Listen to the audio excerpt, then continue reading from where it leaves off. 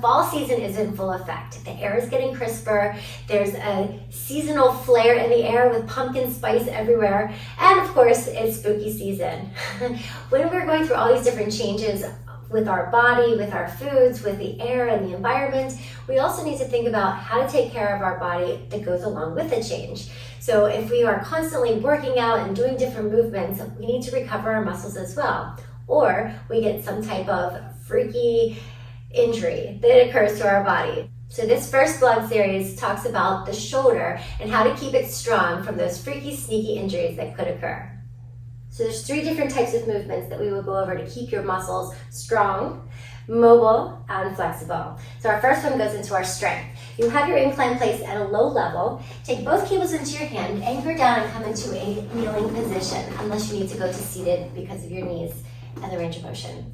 All right, so we go into a low A as we press our palms back, hold for a moment, and then come halfway in. We take the arms out to the side into a T, and then halfway in.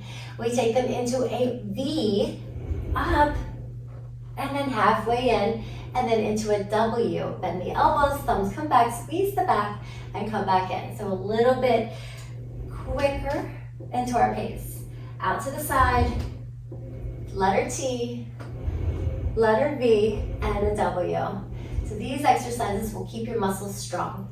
This is a mobility exercise for your shoulder, protraction, retraction of the scapula. So you'll stay in the same position with the cables. You'll hinge slightly forward. Allow your shoulder blades to move away from each other without shrugging your shoulders. Keep your core in tight, and then just pull the shoulders back and together as if you're pinching something between your shoulder blades.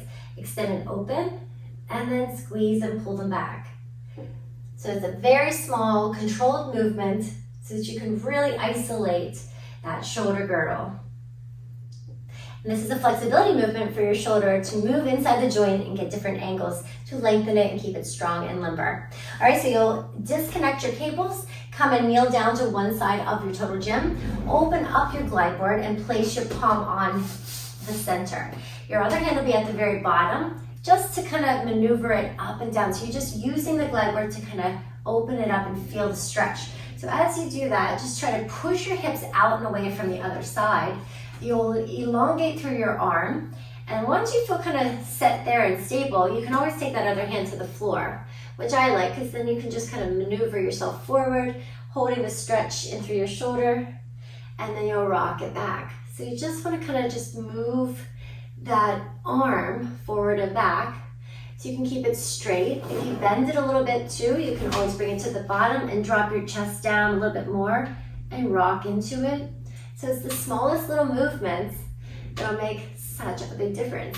So you want to make sure you do this one on both sides. And those are some strength, mobility, and flexibility exercises for you to prevent those freaky, sneaky shoulder injuries. Check out the blog to get the full program details, and stay tuned for part 2, where we will learn some exercises to strengthen your back.